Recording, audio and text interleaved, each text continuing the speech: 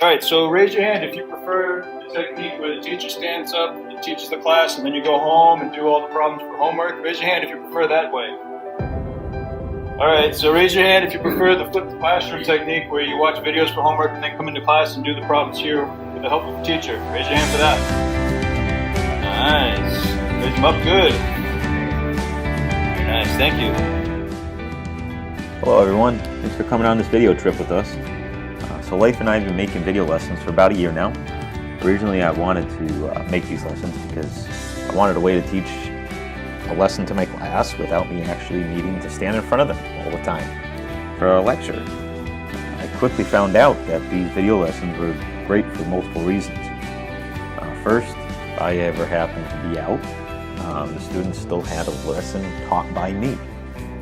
Also, if a student was out, they had the ability to learn the same thing everyone else in the class was learning, and in the same manner.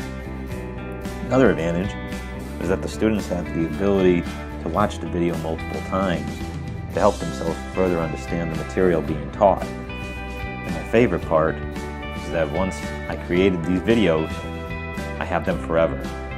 Yes, it is also nice to get feedback from these students on the videos. This way, I can edit the video, maybe add some information, or take something away, or correct any issues that we may have had. So now I'm going to pass it over to Leif to talk a little bit more about what you are watching. Good morning. So we have put together this video for you guys to watch, and in it is some excerpts from video lessons that Mr. Freeman and myself have done.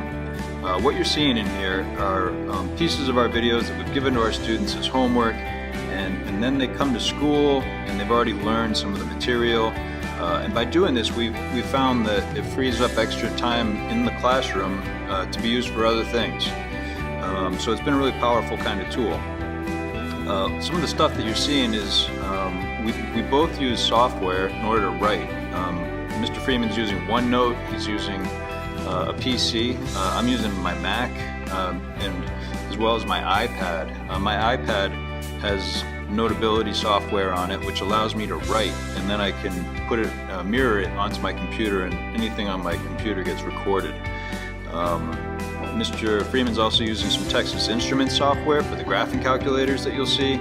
But basically the way it works is anything that can be shown on the screen on your computer can be recorded. All right, so it could be PowerPoint, it could be a Microsoft Word document, PDFs, with the software to highlight and write and annotate can all be used.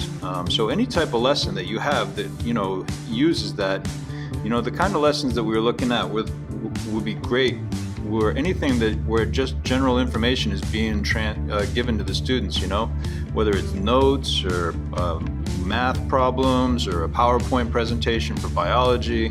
There's lots of different ideas, and we didn't come up with all the ideas. We were hoping you could come up with some, but these were some of the ideas that we had that would be beneficial for teachers. And then we put it up on YouTube, because all these softwares, they go straight up onto YouTube. They're easy to record, and then we send the students a link, usually through Google Classroom, so that they can watch the video. And and when the students come in the next day, I have them take notes on the video, so then I grade their notes, and that's actually their homework. So that's what you're seeing in this video here. Thank you, Leif. So last year, my wife and I actually had our first child. And with that, I knew I was going to be out of school for a while. I really didn't want my students to fall behind the material. I wanted them to actually know. So what I did is I took time out of my day to make some video lessons. And at first, I wasn't sure how it would go over with my students, but much to my surprise, they really enjoyed it. I had two different styles of classes. I had a computer science class, which is mainly a PowerPoint and Word document driven class, as well as the programming portion of it. And my other class was a calculus class, which I usually teach using my tablet PC. And knowing this, it made it really easy for me to convert to a flipped classroom. Now, I wouldn't say that it's perfect or that it works for 100% of the students, but it is a great tool for us as teachers and for the students.